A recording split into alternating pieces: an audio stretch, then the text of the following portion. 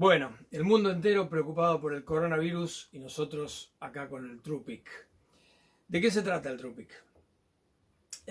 Esencialmente, cuando nosotros sampleamos una señal para digitalizarla, lo que hacemos es tomar muestras cada determinada cantidad de tiempo. Esa cantidad de muestras va a depender de lo que llamamos el sample rate, o sea, si trabajamos a 44.1 kHz, vamos a tener 44.100 muestras por segundo, mientras que si trabajamos, por ejemplo, a 96K, vamos a tener 96.000 muestras por segundo, lo cual nos da mayor precisión en la toma de muestras, porque obviamente son muestras más seguidas, entonces tenemos más noción, más detalle del recorrido de la señal. Estamos hablando de una señal que obviamente al no ser una senoidal pura, es decir, no va a ser repetitiva, sino que va a ser absolutamente aleatoria en función de lo que esté pasando musicalmente, nos va a generar picos en absolutamente cualquier momento, no hay manera de predecirlos y por lo tanto tampoco hay manera de asegurar que en el momento que se toma la muestra estemos precisamente muestreando el valor más alto de la señal. Entonces, si queremos saber dónde está el pico, cabe la posibilidad, y de hecho pasa frecuentemente, que el pico cae fuera de los momentos de la muestra, aunque estemos muestreando a alta velocidad. Entonces, ese pico no es registrado por nuestro sampleo, por nuestra digitalización, pero sí va a estar presente en nuestra señal digital porque el pico sigue siendo el pico, aunque no lo hayamos registrado nosotros.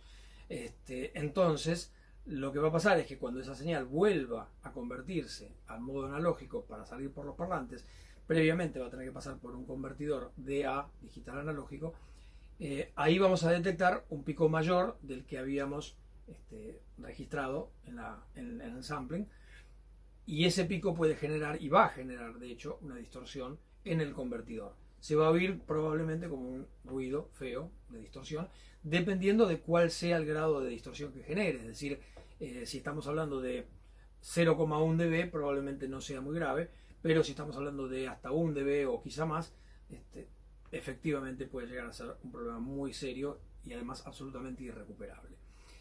Entonces, ¿qué hacemos? Para eso utilizamos la medición del TruePic, que se suele ver en los medidores como TP.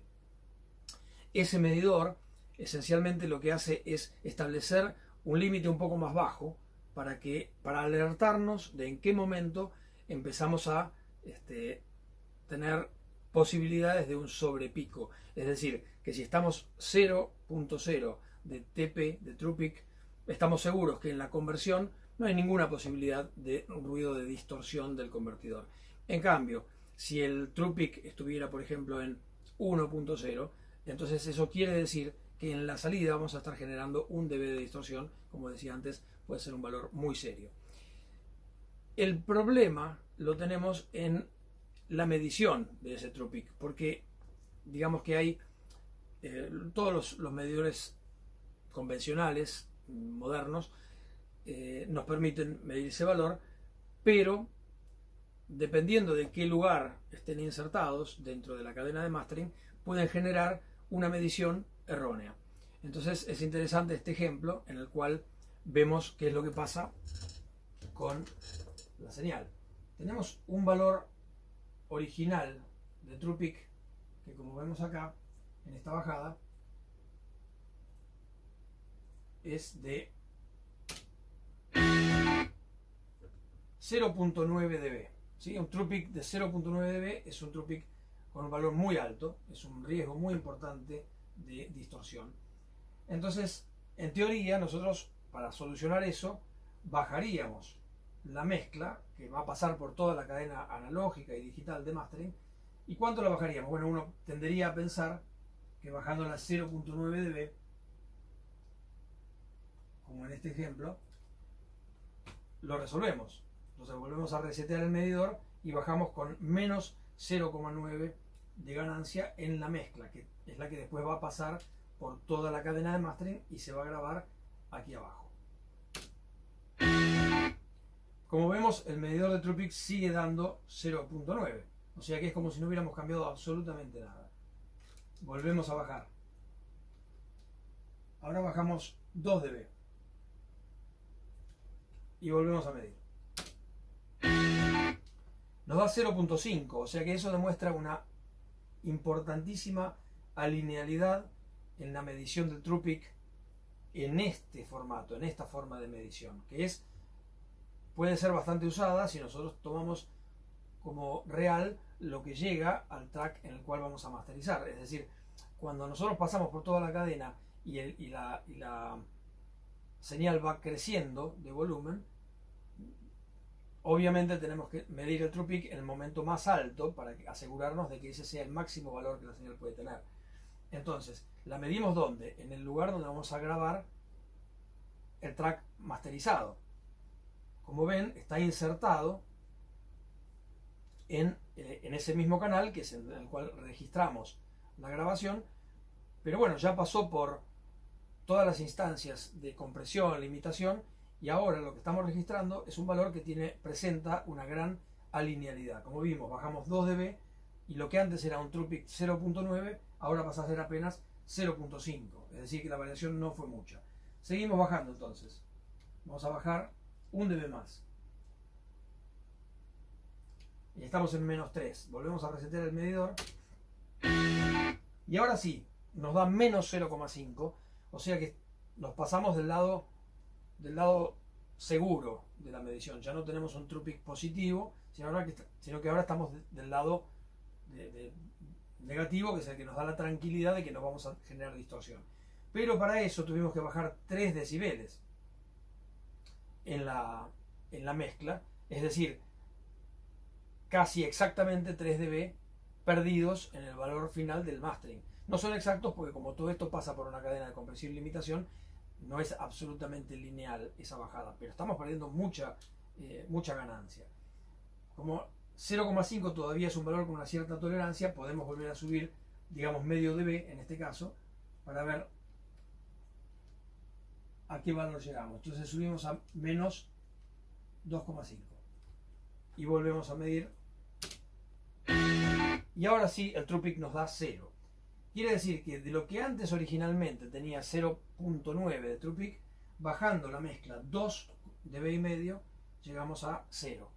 ¿Sí? Entonces a eso me refiero con la alinealidad de este tipo de medición. Curiosamente, si yo quito el modo record y mido exactamente esto en el archivo que está grabado, o sea que el que está seleccionado ahora, la medición va a dar diferente. ¿Cuánto va a dar? Vamos a volver a repetir primero la grabación original, que no tenía control de ganancia, es decir, que volvería a dar 0.9 de true peak. La grabamos. Esos 0.9 fueron medidos por este medidor que está insertado en la entrada del master, ¿sí? Ahora sacamos el modo record, medimos el archivo que está grabado, que es el que está acá seleccionado, y ¿cuánto nos da? Reseteamos, da 0. Entonces tenemos una diferencia de medición muy importante entre el archivo que está grabado efectivamente y el archivo cuando se mide en modo insert antes de ser grabado.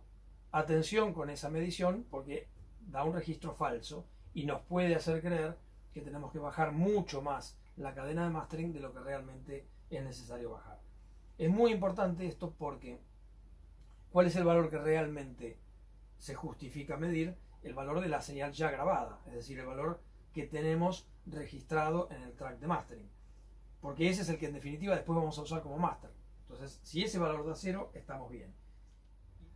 El control de estos picos que genera un true peak con valores más altos a 0 puede ser de dos formas: o insertando algún tipo de limitador, por ejemplo en el final de la cadena un L3 o similar, que puede tener un valor muy pequeño de control, es decir, un 0.1 en el ceiling y nada de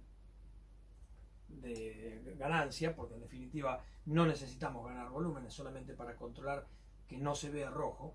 Esa es una manera, pero a veces no es del todo efectiva, porque cuando el true peak es muy importante, lo que necesitamos hacer es un control manual de ciertos momentos que incluso son visibles, porque la relación entre la medición del true peak y la forma de onda es directa. Entonces, cuando aparecen picos, como en este caso, que los vemos, que son, por ejemplo, platos que están a veces 2 y hasta 3 dB por encima del valor que uno esperaría. Tomamos como ejemplo esta situación. Esos dos platos nos generan un true peak mucho más importante y la solución es contenerlos a mano. Es decir, ir al punto en el cual están sonando y bajarlos una cantidad de dB como para que podamos eventualmente frenar ese exceso de energía y, si es necesario, recuperarlo después con algún tipo de limitador manual, pero siempre sabiendo que ya controlamos la peor parte, que es justamente la pasada por la cadena de mastering. Cuando tenemos mezclas que presentan ese tipo de picos inesperados y a veces muy fuertes, la posibilidad de aparición del true peak es muy grande y la forma de controlarlo manual, aunque es un poco más lenta, es muchísimo más efectiva. De lo contrario, hay que poner un compresor o un limitador que hace las veces de control automático o semiautomático, pero que definitivamente va a afectar a toda la señal en vez de trabajar sobre el lugar que genera el problema, que muchas veces es un momento específico dentro de toda una mezcla. Bueno, la idea de hacer un resumen del uso del true peak y de su forma de medición es esencialmente porque es un valor poco conocido, que hasta hace muy poco tiempo no se usaba, y que como esencialmente pasa cuando aparece un nuevo valor, se desconoce la necesidad de su uso y se lo minimiza. Y uno dice, bueno, ¿para qué podemos tener una nueva medición de picos si lo que teníamos funcionaba? Bueno, precisamente porque en el dominio digital no tenemos garantizado que ese pico sea efectivamente el pico máximo de la señal, y la diferencia, como vimos, puede ser muy importante y puede generar un valor de distorsión muy importante. Así que bueno, esperamos que les haya servido. Hasta la próxima.